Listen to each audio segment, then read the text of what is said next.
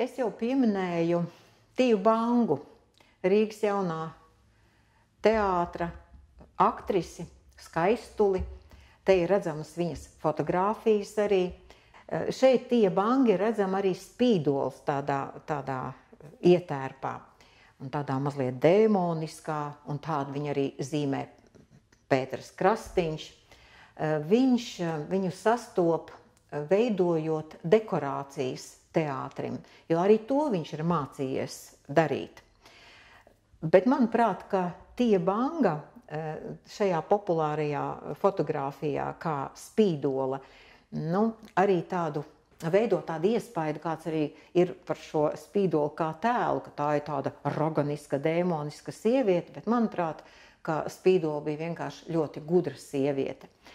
Un savukārt Pēters Krastiņš, viņš arī ieliek viņas sejā tādus vaipstus, sievišķīgus, maigus arī, gudras sievietes vaipstus. Šeit jūs redzat, ir tāda tā kā teātra skatuve. Tā ir tēlaini izsakoties kā Pētera Krastiņa dzīves skatuve, kuras galvenā mūza, iedvesmotāja, aktrise, galvenā varone ir Tija Banga. Lūk, te ir arī viņas portrets ielikts ar tādiem, tur viņa ir tāda ļoti sievišķīga rādīta.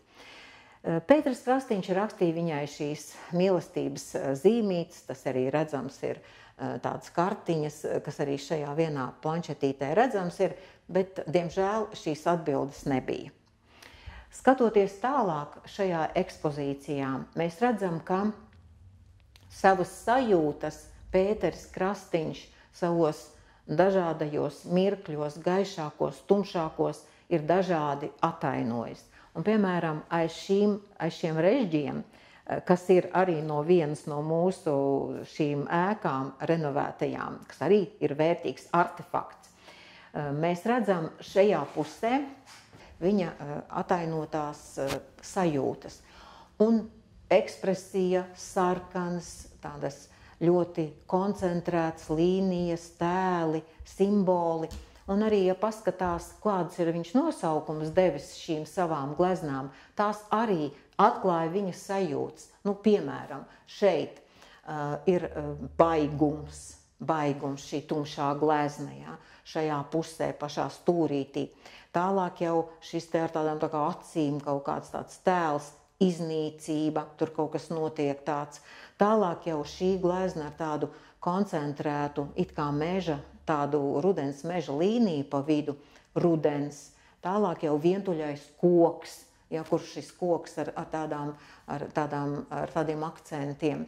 Un tāpat arī paskatoties šeit, viņš ir gleznojis dēmonus, viņš ir gleznojis sajūtas, murgus, sapņus, bet to viņš dara kā mākslinieks. Arī tur tajā ekspresīvu sarkanajā, otrajā pusē, tajā glezniņā, tur ir šī glezna nosaukta, un tā jau runā arī pati par sevi. Nosaukums ir ciešanas. Tā viņš sevi ataino šajās gleznās. Arī mūsdienās māksla ir pārtapusi par terapiju. Ar pacientiem strādājot, var labāk šajās mākslas terapijas nodarbībās izjust, saprast, kā šis mūsu pacients jūtas, vai viņam ir jau uzlabojums, vai viņš jūtas labāk, vai tomēr slikti, un tas arī palīdz ārstam labāk palīdzēt mūsu pacientiem. Tā jau ir aprobēta, izstrādāta, precīzi nodefinēta metode, bet toreiz vienkārši cilvēki zīmēja, gleznoja, kas prata, un viens no viņiem bija arī Pēters Krastiņš. Tur savukārt tālāk mēs redzam, pie tās sienas ir viņa pašportreti. Viņš skatās spogulī un glezno, zīmē sevi, skicē savus sejas vaipstus, un ir redzams viņa izmisums sejā. Jo, protams, ka viņš redz, kas notiek, ka viņa seja izmainās, acis vairāk varbūt izvērš, izspiež uz āru, Pēterim Krastiņam šizofrēnija attīstās. Ja? Un tas, protams, viņu apbēdina, ļoti viņam liek arī ciest šīs situācijas, šī stāvokļa dēļ.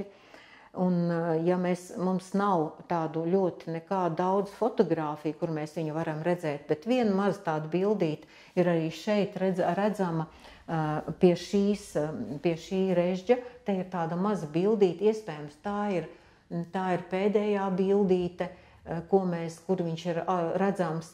Pēters Krastiņš pie vienas no nodaļas durvīm. Tur viņam ir apmēram mazliet vairāk par 40 gadiem. Jā. Viņš jau izskatās ļoti jau tāds sagrauts un jau ļoti vecīgs cilvēks. Bet neskatoties to, kā viņš jutās, un droši vien jūtas arī mūsdienās bieži vien psihiatriskie pacienti, jo viņi slēp to savu slimību un baidās ienākt šajā vispār cilvēkiem sev atklāt un atklāties, lai nepazaudētu draugus, ģimeni, radus un darbu. Droši vien arī Pēters Krastiņš nejūtās, bija diezgan vientuļš un vienmuļa viņam tā dzīve tur bija toreiz, un tas jau pavisam izteikti bija, bet viņš bija šeit uz vietas, viņi te arī dzīvoja visi. To simbolizē šis krēsls. Un mēdz teikt, ka kad šie cilvēki tiek novilkta līnijas starp šiem slimajiem cilvēkiem un pārējo sabiedrību, bet jāsaka, ka arī mūsdienās slimie cilvēki ir sabiedrības daļa, un nekas pasaulē nav veidots un nekas nav radīts kā tukši graudi. Šīs gaismiņas šajos graudos liecina par to, ka katrā cilvēkā, arī tajā slimajā, ir zelta potenciāls, tikai kā veidojas viņa dzīve, kā viņa liktenis kārtojas, kādas iespējas ir ārstēties, cik viņš pats ir aktīvs un ārstēties gribošs un palīdzību meklēt gribošs, tā arī viņš var veidot savu dzīvi, bet šodien, protams, tās iespējas pilnīgi citas, jo tajā laikā, kad Pēterim Krastiņam bija vajadzīga palīdzība, tad vēl šādu zāļu nebija.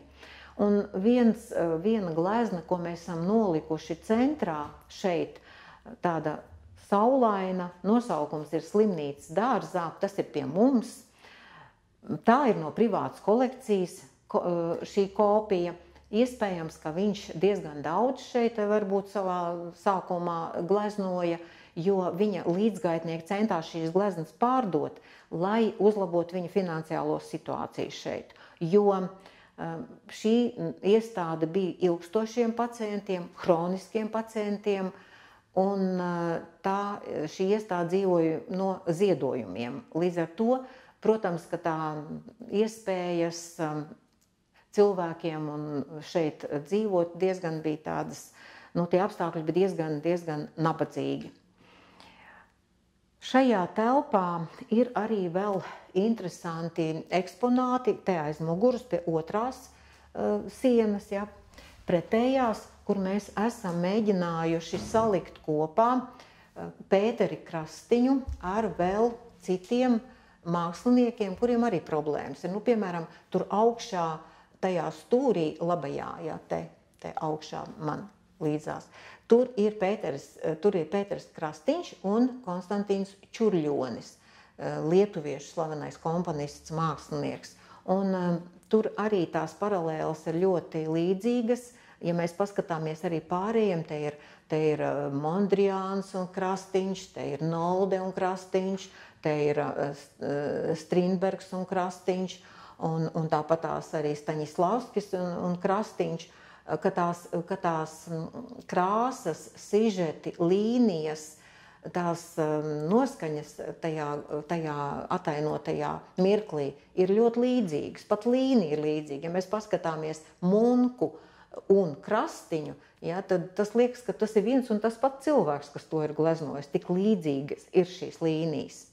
Un te ir arī redzams šajās vitrīnēs pieminētās jau grāmatas, katalogu, kuros Krastiņam gleznojumi ir vismaz kāds, 1, 2, 3 noteikti iekļauti, ja ir runa par pagājušā gadsimta sākuma mākslu vai vispār mākslu, mūsējo mākslu kopumā. Vēl runājot par Krastiņu, kura mūžs tik traģiski noslēdzās 60 gadu vecumā, kopā ar pārējiem 243 mūsu pacientiem, un tajā laikā slimnīca viņiem ar neko nevarēja daudz palīdzēt, kaut gan sauca šurp piederīgos arī pašvaldību vadītājus, amatpersonas, lai izņem no slimnīcas savu cilvēku, jo viņa veselības stāvokļa dēļ, jo jau sajuta un zināja, kas notiek pasaulē, neko nevarēja viņiem arī daudz palīdzēt, aizved tos, kuriem neviens neatbrauc pakaļ. Bet Pēters Krastīņš, viņš ir ļoti tāda spoža, spilgta lapuse mūsu vēsturē, ar kuru mēs tiešām varam lepoties un to parādīt, un kāda ir pastāstīt arī šo viena mākslinieka košo, bet traģisko mūžu. Un tad, kad mēs 2016. gadā pirmo reizi atvērām ar Krastīņa ekspozīcijas palīdzību durvis ikvienam apmeklētājam muzeja naktī, mēs cerējām, atnāks kādi 300, 500, un tas jau būtu daudz. Un tas arī būtu laba liecība un labs tāds pozitīvs mirklis, ko varbūt viens otram stāstot tālāk, kas varētu mazināt aizspriedumus par mūsu ārstniecības iestādi.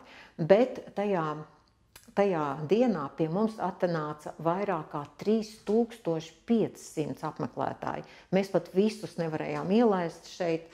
Te bija tikai šīs pirmās telpas, un tā rinda bija ļoti gara, vēl vijās tur lejā gan arī līdz iebraukšanas vārtiem.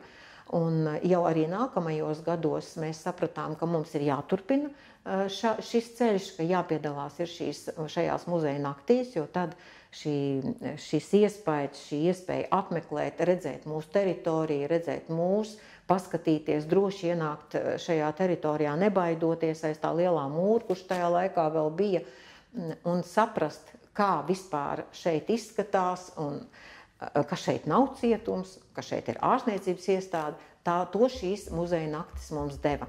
Un tālāk jau ir ekspozīcijas attīstība nākamajos soļos, ejot dziļāk vēsturē, šo ekspozīciju sadalot tādos lielākos posmos jau, kurā mēs atspoguļojam šos mūsu vēstures posmus, un tas jau ir redzams mūsu nākamajās ekspozīcijas daļās.